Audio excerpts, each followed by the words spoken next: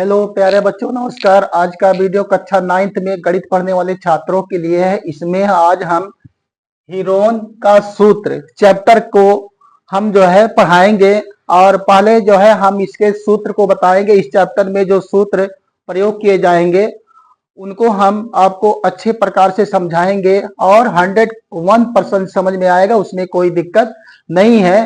पहले हम सूत्रों को बताएंगे, उसके बाद जो है आपको सवाल इसमें जो पूछे गए हैं उनको बताएंगे और आपको अच्छे तरीके से समझ में आएगा, उसमें कोई दिक्कत नहीं है। और आपको वीडियो अच्छा लगता है तो लाइक शेयर सब्सक्राइब जरूर कीजिएगा और कमेंट भी कीजिएगा, आपको क्वेश्चन समझ में आए कि नहीं आए, जो सूत्र हम बता रहे हैं वो सूत्र आपके समझ में आए कि नहीं। क्वेश्चन को लगाना आसान होता है, उसमें कोई दिक्कत नहीं है, लेकिन आपको सूत्र पहले समझ में आना चाहिए। सूत्र अगर अच्छे प्रकार से आपको समझ में आ जाते हैं तो सवाल लगाने में कोई दिक्कत नहीं है। सूत्र अगर समझ में आ जाते हैं उसको याद कर लीजिए, उसके बाद सवाल को लगाइए, कोई दिक्कत नहीं है। चलिए आज का वीडियो शुरू करते हैं। यहाँ पर दिया गया है समकोण त्रिभुज का क्षेत्रफल। प्यारे बच्चों, समकोण त्रिभुज कहते किसे हैं? समकोण त्रिभुज वह त्रिभुज होता है जिसका एक कोण 90 अंश का होता है, अर्थात समकोण होता है। जैसे हम यहाँ पर एक त्रिभुज बना लेते हैं, यहाँ पर एक त्रिभुज बनाते हैं। अब यह समकोण कब होगा, यह त्रिभुज समकोण कब होगा? जब इसका एक कोण 90 अंश का होगा। इसका एक कोण क्या होगा? 90 अंश का होगा, तो यह समकोण त्रिभुज हो जाएगा। पहले बच्चों, समकोण त्रिभुज वह त्रिभुज होता है जिसका एक कोण 90 अंश का होता है और 90 डिग्री का होता है। यहाँ पर 90 डिग्री, देखो एक इधर से लाइन जा रही है, एक इधर से, दो परपेंडिकुलर लाइनों के बीच में जो कोण बनता है वो 90 अंश का होता है। यहाँ पर यह कोण कितने अंश का हो जाएगा? 90 अंश का हो जाएगा। ये 90 अंश का कोण है, तो यह एक समकोण त्रिभुज है। यह एक समकोण त्रिभुज है। यहाँ पर ए मान लिया जाए और इसको बी मान लें और इसको सी मान लिया जाए, तो इसमें जो नीचे वाला है इसको हम क्या मानेंगे? आधार मान लेते हैं, इसको आधार मानेंगे और यह आपका लंब हो जाएगा। ये क्या हो जाएगा? लंब होगा, यह लंब होगा। और समकोण के सामने वाली भुजा जो होती है वो कर्ण होती है। समकोण के सामने वाली जो भुजा ये हो जाएगी, ये कर्ण हो जाएगी। इसे क्या कहेंगे? हम कर्ण कहेंगे। अब देखिए यहाँ पर ये समकोण त्रिभुज बन गया, इसे कहेंगे समकोण त्रिभुज ए बी सी। अब हमें क्या करना? इसका क्षेत्रफल बताना है। तो इसका सूत्र होता है समकोण त्रिभुज का क्षेत्रफल बराबर होता है 1/2 गुणे क्या हो जाएगा? 1/2 गुणे क्या हो जाएगा? आधार। 1/2 गुणे आधार, आधार और गुणे क्या हो जाएगा? लंब। गुणे क्या होगा? लंब। ये फार्मूला होता है।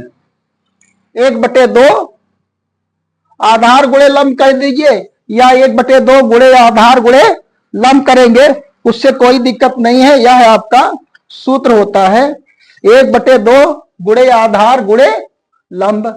प्यारे बच्चों देखिए यहां पर नीचे वाले को क्या कहेंगे? आधार कहेंगे और इसको क्या कहेंगे? लंब कहेंगे। और ये क्या हो जाएगा? कर्ण। इसको याद रखिएगा कि समकोण के सामने वाली भुजा कर्ण होती है। ये हमारा पहला सूत्र है। यह जो है समकोण त्रिभुज का क्षेत्रफल बराबर 1/2 गुणे आधार गुणे लंब। अब आपको सवाल लगाने में आपको आधार दिया रहेगा और लंब दिया रहेगा, और इस सूत्र का प्रयोग करके हम सवाल को आसानी से सॉल्व कर लेंगे जो है। अब यहाँ पर चूंकि यह क्षेत्रफल है, क्षेत्रफल में देखिए यहाँ पर हम जानते हैं कि वर्ग इकाई होती है। यहाँ की इकाई क्या हो जाएगी? क्षेत्रफल जो होता है क्या होता है? वर्ग इकाई। वर्ग इकाई, वर्ग इकाई, वर्ग इकाई कहते हैं। क्षेत्रफल की जो इकाई होती है वर्ग इकाई। वर्ग इकाई क्षेत्रफल की जो इकाई होगी, अगर मीटर होगा तो वर्ग मीटर होगा, सेंटीमीटर में होगा तो वर्ग सेंटीमीटर होगा। अब ये कैसे आता है, वर्ग इकाई कैसे आता, देखिए मान लेते हैं यहाँ आधार आपको सेमी में दिया गया है, सेमी में आपको आधार आपका सेमी में दिया गया है और लंब क्या दिया गया है आपका सेमी में दिया गया है।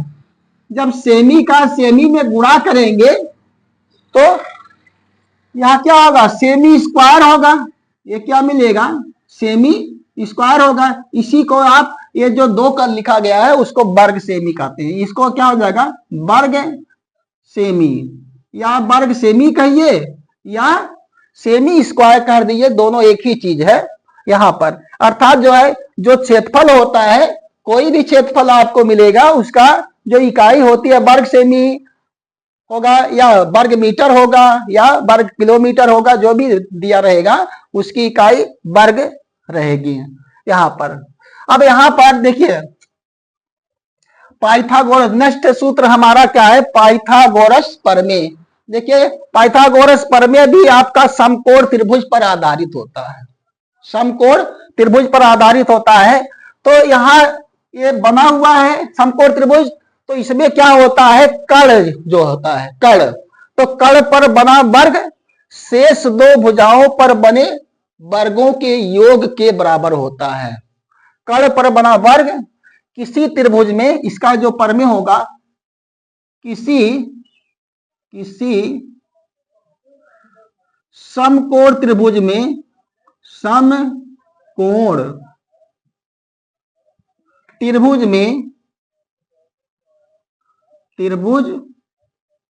में किसी समकोण त्रिभुज में कर्ण पर बना वर्ग, कर्ण पर बना वर्ग, कर्ण पर बना वर्ग। अब यहां से लिख देते हैं हम आगे, यहां से कर्ण पर बना वर्ग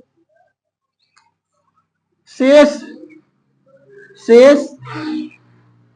2 भुजाओं, शेष 2 भुजाओं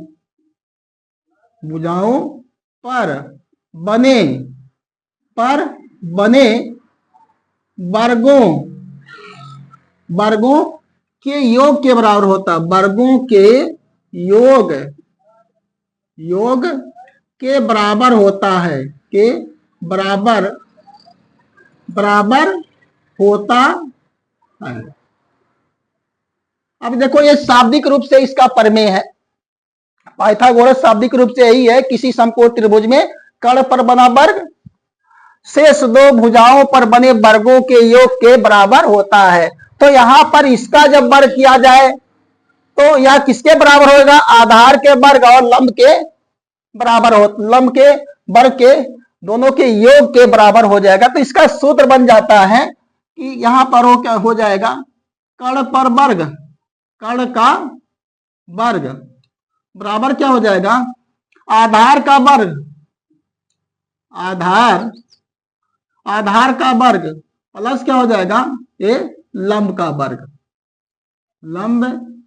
लंब का वर्ग। अर्थात कर्ण पर बना वर्ग किसके बराबर होगा, आधार पर बने वर्ग और लंब पर बने वर्ग दोनों के योग फल के बराबर हो जाएगा, योग के बराबर हो जाएगा। तो इस प्रकार से पाइथागोरस प्रमेय आप याद कर लीजिएगा इसको, जब आपको सवाल समझ में आएगा तब कोई दिक्कत नहीं है, जो है कॉन्सेप्ट आपको समझ में आना चाहिए कि इसका कॉन्सेप्ट क्या है यहाँ पर।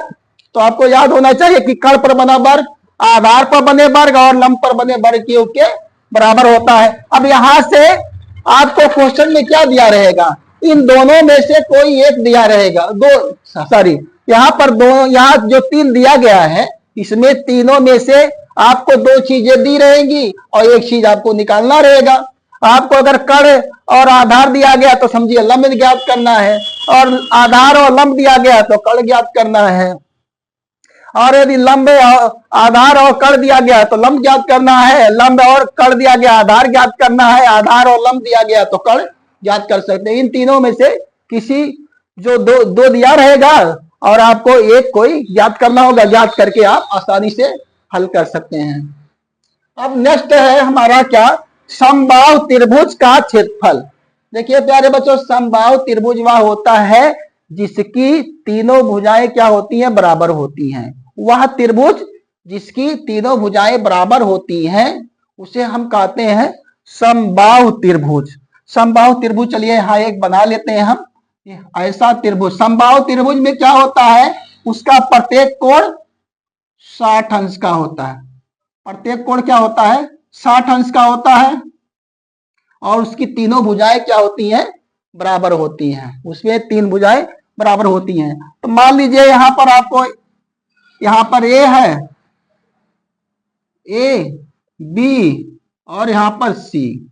अब इसमें तीनों भुजाएं क्या होंगी, बराबर होंगी। तो मान लेते हैं यह भुजा तीनों क्या है, मान लीजिए ए है, ए बी आपका ए है, ए बी ए है, तीनों भुजाएं क्या है, बराबर है। तो आप इसको समबाहु त्रिभुज का क्षेत्रफल क्या होता है, रूट में 3/4, रूट में 3/4, यहां पर रूट लिखेंगे, रूट में 3/4 भुजा स्क्वायर होता है, भुजा पर 2 की घात स्क्वायर होता है। अब इसी को आप ऐसे भी लिख सकते हैं, यहां पर तीनों भुजाएं क्या है, बराबर है। तो यहां पर क्या लिख सकते हैं, रूट में 3/4, यहां पर ए स्क्वायर हो जाएगा, क्योंकि भुजा है, क्योंकि ये भुजाएं हमने माना है, ये सब क्या है, भुजाएं हैं। तो भुजाएं क्या है, बराबर हैं, सभी को ए ए ए मान लिया गया है। अब इसका जो मात्रक होता है, क्षेत्रफल का जो इकाई होता है, क्या होता है, वर्ग इकाई, वर्ग इकाई, वर्ग इकाई इसका क्षेत्रफल का, क्षेत्रफल की इकाई जो होती है वर्ग इकाई होती है। क्योंकि यहां पर हम समझाए हैं कि आधार गुणे लंब, तो यहाँ सेमी गुणे सेमी क्या होगा, सेमी स्क्वायर होगा, चाहे सेमी स्क्वायर लिखिए या वर्ग सेमी लिखिए, दोनों एक ही चीज है। अब यहाँ पर समबाहु त्रिभुज का क्षेत्रफल बराबर रूट में 3/4 भुजा स्क्वायर, ये आप हिंदी में याद कर सकते हैं। और इसका आप ए अगर भुजा मान रहे हैं तो ए के रूप में क्या लिख सकते हैं, रूट में 3/4 ए स्क्वायर आपका ये हो जाएगा। इस प्रकार से आप पहली बात सूत्र को समझेंगे। प्यारे बच्चों, वीडियो अच्छा लगता है तो लाइक जरूर कीजिएगा और कमेंट भी कीजिएगा, क्योंकि आप कमेंट करेंगे तभी जो है हम अच्छे प्रकार से वीडियो बना पाएंगे और बेहतर से बेहतर पढ़ाने का प्रयास करेंगे। जो हमारे पास नॉलेज है हम पूरा नॉलेज आपको प्रोवाइड कराएंगे जो है। आगे देखिए, यहाँ पर समबाहु त्रिभुज की ऊंचाई, समबाहु त्रिभुज की ऊंचाई देखिए, यह समबाहु त्रिभुज बनाया गया है। अब यहाँ पर ऊंचाई अगर हम यहाँ पर मान लेते हैं, यहाँ पर ये ऊंचाई हो गई, यहाँ पर ए है, ए है, यहाँ पर ए बी सी डी, यहाँ पर डी हो गई, तो इसे कहेंगे ऊंचाई। यहाँ क्या कहेंगे, ऊंचाई, इसे कहा जाएगा ऊंचाई, ऊंचाई। यहाँ पर ऊंचाई हो जाएगा। अब ऊंचाई निकालने के लिए भी कभी कभी प्रश्न पूछ लिया जाता है, तो इसका जो फार्मूला होता है रूट में 3/2, यहां पर भुजा रूट 3/2 और भुजा। अब भुजा यहां पर चूंकि हम ए लिए हैं तो ए के रूप में भी लिख सकते हैं, प्यारे बच्चों, ए के रूप में भी लिख सकते हैं। तो यहाँ क्या हो जाएगा, रूट में 3/2 और यहाँ पर ए हो जाएगा। क्योंकि भुजा है तो भुजा की कोई आपकी चाहे सेमी होगी, चाहे मीटर होगी या मिमी होगा, जो भी होगा, तो यहाँ इकाई क्यों लिख देंगे, इकाई, इकाई हो जाएगा। और यहाँ पर आगे इस प्रकार से दो सूत्र हैं। आपको अगर भुजा दिया गया है तो समबाहु त्रिभुज की आप ऊंचाई आराम से ज्ञात कर सकते हैं, उसमें कोई दिक्कत नहीं है। अब समद्विबाहु त्रिभुज का क्षेत्रफल, प्यारे बच्चों, अगला सूत्र जो हमारा है समद्विबाहु त्रिभुज का क्षेत्रफल है। तो समद्विबाहु त्रिभुज देखिए, पहले हम बना लेते हैं एक समद्विबाहु त्रिभुज, यहां पर बनाते हैं समद्विबाहु त्रिभुज, समद्विबाहु त्रिभुज। इसमें थोड़ा सा इसको बढ़ा देते हैं, यहां पर इस प्रकार से करते हैं तो ये हो जाएगा। समद्विबाहु का मतलब होता है जिसमें दो भुजाएं बराबर हो, जिसमें दो भुजाएं बराबर हो। मान लीजिए बराबर भुजाएं आपकी यहाँ पर ए बी है और ए बी है, दोनों क्या है, ये बराबर भुजाएं हो गई, और यह भुजा बराबर नहीं है, इसको मान लेते हैं हम ए मान लीजिए। अब यहां पर नाम दे दिया जाए तो यहां पर ए, यहां पर बी और यहां पर सी, इस प्रकार से हम नाम दे देते हैं, ए बी सी मान लेते हैं। ये दोनों क्या है, भुजाएं बराबर हैं। तो इसका जो फॉर्मूला होता है, ये दोनों बराबर भुजाएं हैं, वह त्रिभुज जिसकी दो भुजाएं बराबर होती हैं उसे हम समद्विबाहु त्रिभुज कहते हैं। सम माने बराबर, द्वि माने दो, बाहु माने भुजा। ऐसा त्रिभुज जिसकी दो भुजाएं बराबर हों उसे समद्विबाहु त्रिभुज कहते हैं। और यहाँ समबाहु है, सम माने बराबर, बाहु माने भुजा, जिसकी सभी भुजाएं बराबर हो उसे समबाहु त्रिभुज कहेंगे। तो यहाँ पर देखिए इसके क्षेत्रफल का जो सूत्र होता है, यहाँ पर ए रूट में 4b स्क्वायर माइनस ए स्क्वायर, और बटे में क्या हो जाएगा 4, बटे में क्या आ जाएगा यहाँ पर, यहाँ 4 हो जाएगा, बटे में 4, ये होगा वर्ग इकाई। इसे क्या कहेंगे, यहाँ पर इकाई है, वर्ग इकाई, वर्ग इकाई आएगा। इस प्रकार से जो है वर्ग इकाई आएगा। अब यहां पर क्या करेंगे, देखो समबाहु त्रिभुज, समद्विबाहु त्रिभुज का क्षेत्रफल बराबर क्या हो जाएगा, ए रूट में 4b स्क्वायर माइनस ए स्क्वायर अपान में 4, यहाँ वर्ग इकाई। इस प्रकार से प्यारे बच्चों इतने सूत्र हो गए। अगला हमारा है हीरोन का सूत्र, वेरी वेरी मोस्ट इंपॉर्टेंट सूत्र है, इस पर सवाल पूछे जाते हैं और इसे अच्छी प्रकार से तैयार कर लीजिएगा। अब इसको लिखने के लिए हम क्या करेंगे, इसको मिटाएंगे। अब इसे हम मिटाते हैं, मिटा करके तब हीरोन का सूत्र हम बताएंगे। अब प्यारे बच्चों देखिए हीरोन का सूत्र जो है आपका विषमबाहु त्रिभुज पर आधारित है। विषमबाहु त्रिभुज का मतलब ये होता है जिसकी कोई भी भुजा बराबर नहीं होती है। तो यहां पर देखिए हम एक त्रिभुज बनाते हैं, ये आप एक त्रिभुज इस प्रकार से है, एक त्रिभुज है जिसकी कोई भुजा बराबर नहीं है। तो यहाँ पर ए बी और यहाँ पर सी, ए के सामने वाली जो भुजा होगी ए हो जाएगी, और बी के सामने वाली भुजा क्या हो जाएगी, बी हो जाएगी, सी के सामने वाली भुजा क्या होगी, सी हो जाएगी। इस प्रकार से इसमें तीन भुजाएं दी रहेंगी और तीनों भुजाओं में से कोई भी भुजा बराबर नहीं है। तो आप तब जो है आप त्रिभुज का क्षेत्रफल कैसे निकालते हैं, उसके लिए हीरोन का ये फार्मूला है। यहाँ पर देखिए, तो यहाँ पर आपको सबसे पहले यहाँ पर माना क्या लिखेंगे, माना त्रिभुज ए बी सी की भुजाएं ए कामा बी तथा सी है।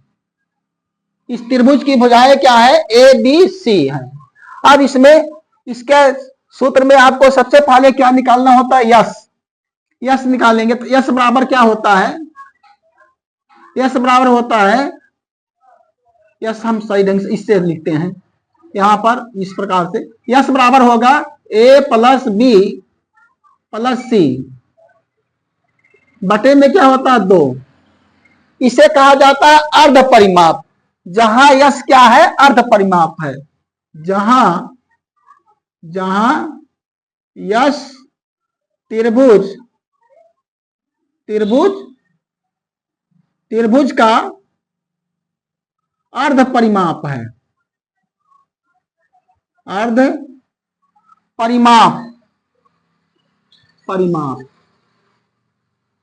परिमाप है। जहां यश क्या है, त्रिभुज का अर्ध क्या है, अर्ध परिमाप। परिमाप का मतलब होता है तीनों भुजाओं को जोड़ देंगे तो त्रिभुज का परिमाप हो जाएगा। अब उसमें जब 2 से भाग देंगे तो अर्ध परिमाप हो जाएगा। तो यहां पर लिखेंगे त्रिभुज एबीसी का क्षेत्रफल, त्रिभुज ए बी सी का क्षेत्रफल यह बराबर होगा आपका करड़ी में यश यस हमको यहाँ भी स्मॉल में ही यहाँ पर लिख देते हैं, यहाँ पर ऐसे यस हो जाएगा ये यस।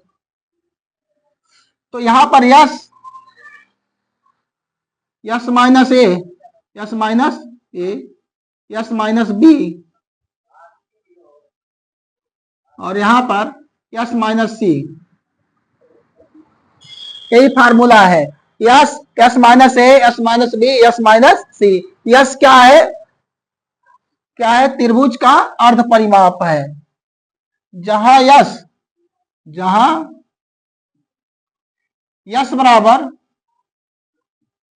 ए प्लस बी प्लस सी बटे में 2,